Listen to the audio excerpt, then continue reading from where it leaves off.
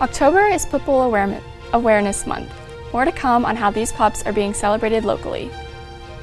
And Israeli troops make advancements in Gaza as the Israel-Hamas war continues. Also, Lexington's annual Thriller Parade is postponed and moved to a different location. Wildcat News starts now.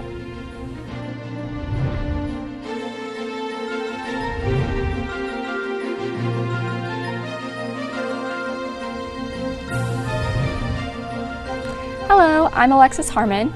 And I'm Nia Leveretter. Welcome to your Wildcat News. October is Pit Bull Awareness Month. Our own Brandy Jackson has more on how these dogs are being celebrated. Too active, too playful. These are just some of the ways pit bulls are described, and the Lexington Humane Society is trying to change that. October was National Pit Bull Awareness Month, and the Lexington Humane Society used this as an opportunity to educate people and celebrate the breed. They even lowered their adoption fees to $25.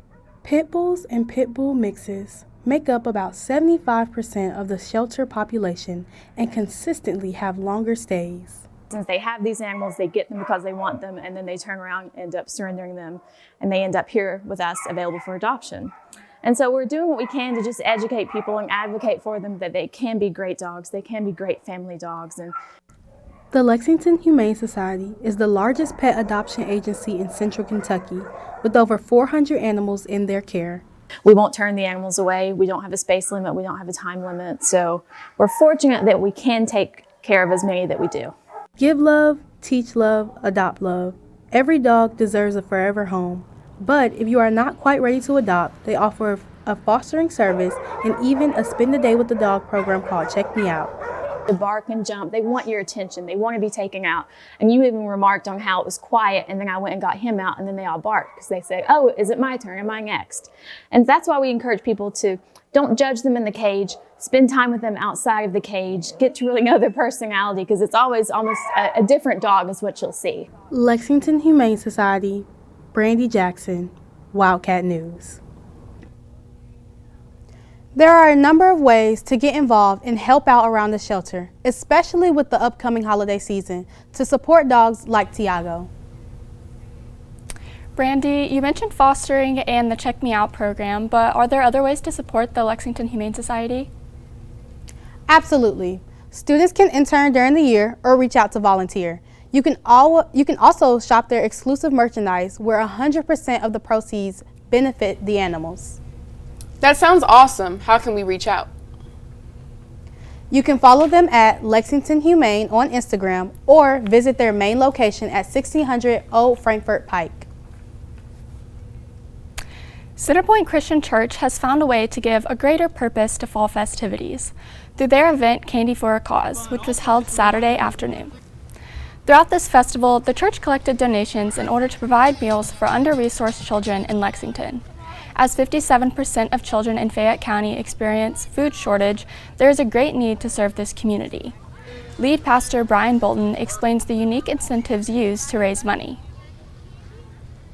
We actually do it kind of fun, so we have a little competition between 3 of our other pastors, and people can then make a donation, and they can put $1 per person, and whichever pastor loses gets turned into a human sundae at the end of the event. So that's all for fun, but it's all donation based.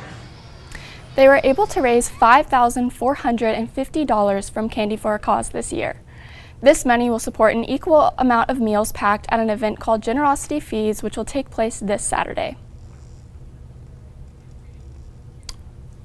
The Thriller Parade, Halloween Festival, and Variety Show have been moved to next weekend due to inclement weather.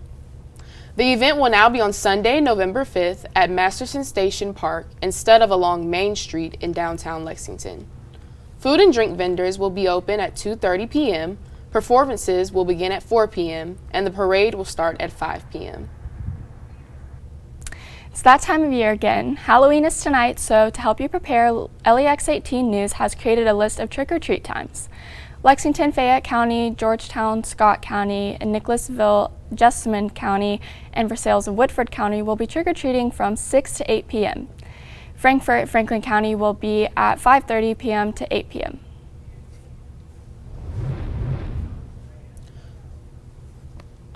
From synchronized steps From synchronized steps to mesmerizing music, these high schoolers marched their way to an exciting championship competition this weekend. Reporter Lindsay Jones has more. October coming to an end means more than just Halloween. For thousands of high schoolers, this spooky season also marks the end of a long marching band season. Saturday, the Kentucky Music Educators Association, or KMEA, held their annual marching band competition at Western Kentucky University. 30 bands in 5 classes competed for grand champion from sunrise to sunset. Bands with some students as young as 13 years old performed elaborate shows of music, choreography, and unique theatrical performances, not to mention really cool props. Parents and band staff say that what students gain is much more than a championship title for a great show.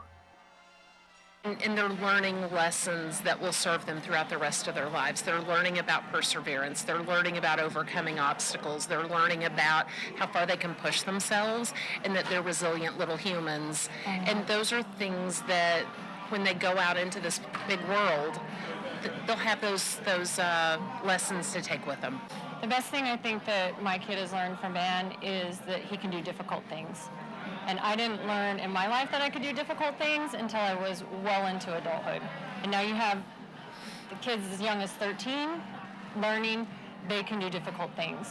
And when they are faced with things that are scary or challenging, they will figure out a way to get them done because of the lessons they learn here. Yeah.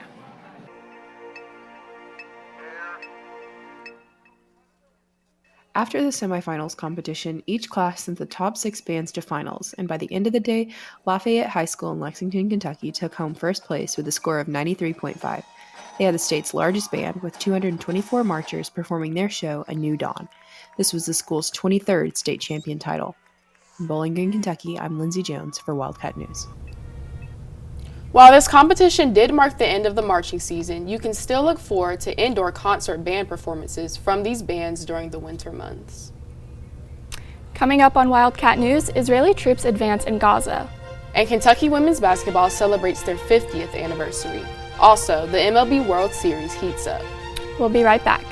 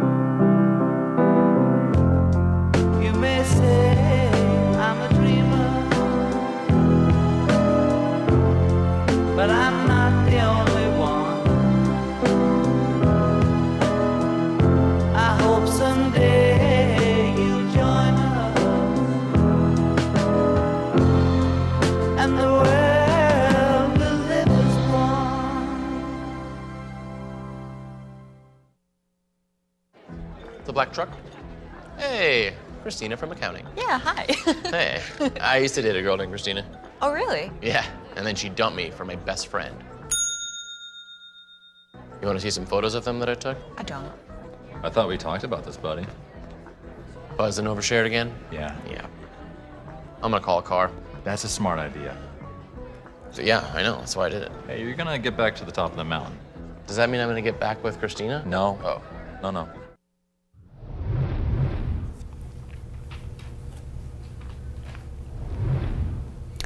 Conflict in Gaza continues as Israeli troops make their advancements.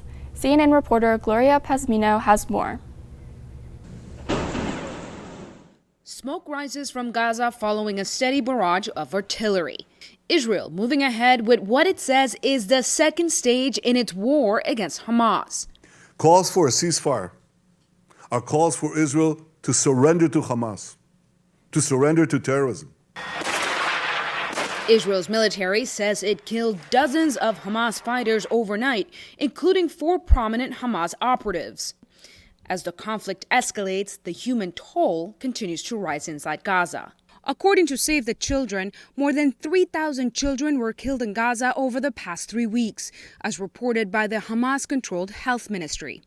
Here at home, a series of anti-Semitic incidents on college campuses is raising alarms. Over the weekend, a series of anti-Semitic threats was made against Cornell University's Jewish community in a series of online posts, prompting Governor Kathy Hochul to deploy state police and increase security on campus. I came here in person with one strong message, that we will not tolerate threats or hatred or anti-Semitism or any kind of hatred that makes people feel vulnerable.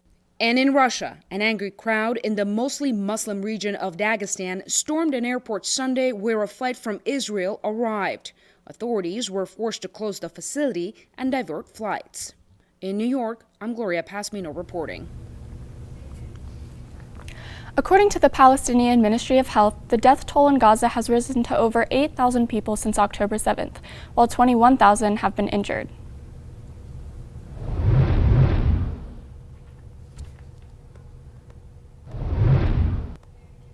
This year, Kentucky women's basketball celebrates 50 years of being recognized as a varsity sport, dating back to 1974.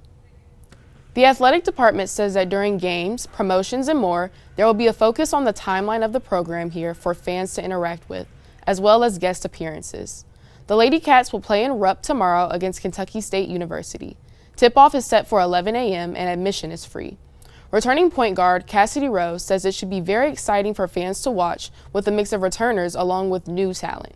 She also talks about just how special of an opportunity it is to play during this monumental season.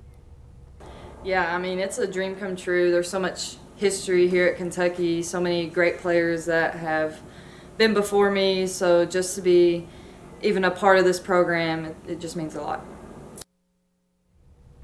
Tickets for the rest of their season can be found online at Ticketmaster or ukathletics.com.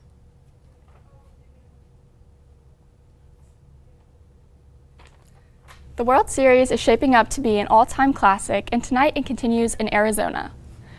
The Texas Rangers lead the series 2-1, winning the first game on a walk-off home run in extra innings. The Arizona Diamondbacks won Game 2 in convincing fashion before the Rangers shut them down in Game 3. Game 4 is tonight at 8 on Fox.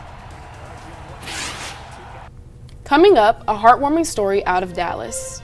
We'll show you how medics are making sure children at one hospital are getting to celebrate Halloween.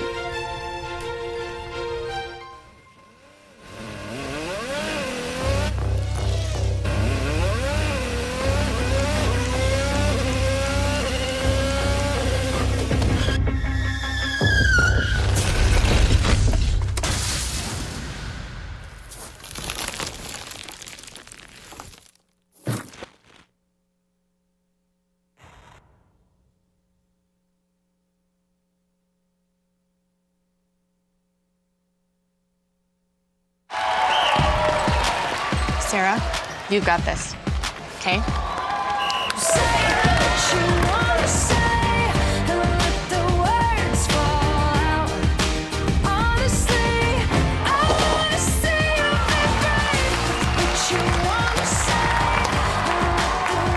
This is what they lost. Not really. Not where it counts.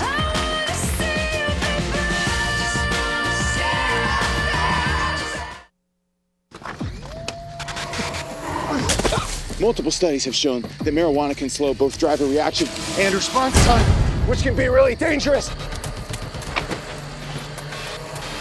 He's here. He's here. Wait. What? I can't drive. Why? My. Oh.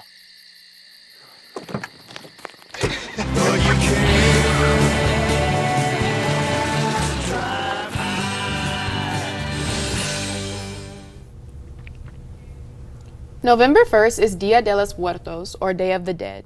It's a Mexican holiday where people welcome their deceased relatives for a visit. You're familiar with those brightly painted, smiling skulls. Those are called calaveras, and their purpose is to show death is not scary. Instead, Day of the Dead is about remembering death is part of the human experience, and an opportunity to be reunited with those who went before you. See how Texas medics are treating their patients this Halloween. CNN's Patrick Cornell reports.